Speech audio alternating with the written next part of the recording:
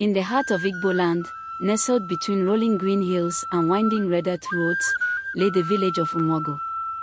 It was a place where the elders sat beneath the Udara tree, weaving tales of gods and spirits, and where the night air carried the sweet melody of the Ojo flute.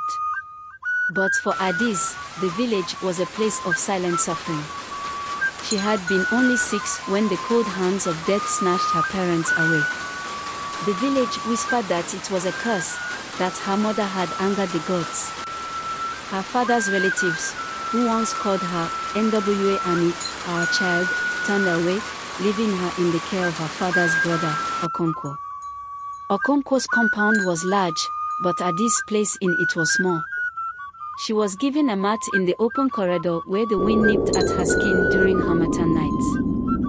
She ate last, after Okonkwo's children had their fill, scraping cold leftovers from wooden bowls. Still, she did not complain.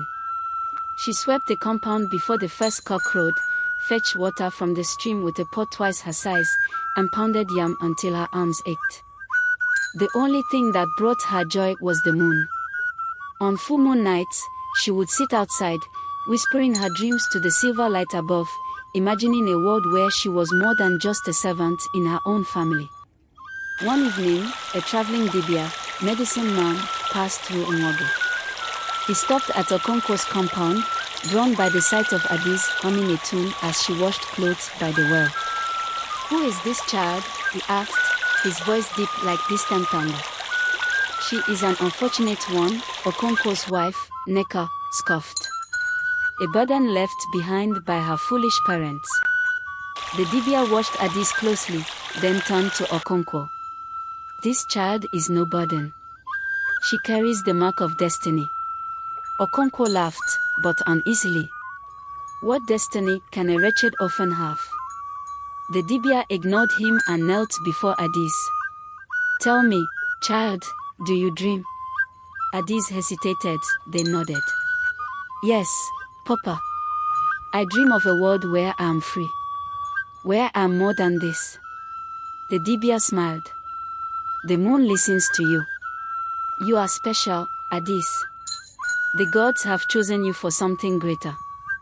That night, for the first time, Okonkwo and his wife looked at Adaeze with something other than contempt. The whispers of the gods could not be ignored. And though her life did not change immediately, a seed had been planted, a seed of hope. Years passed. Adaeze grew into a strong young woman, her spirit unbroken. She learned to trade, selling akara by the roadside, saving every cowrie she earned. The villagers began to notice her resilience, her quiet strength. One day, an elder approached her. "Adaeze, would you like to go to school?" Her heart pounded. School. The place where only the privileged children of the village went. With the elder's help, Adaeze began her studies. She devoured books like a starving child given a feast.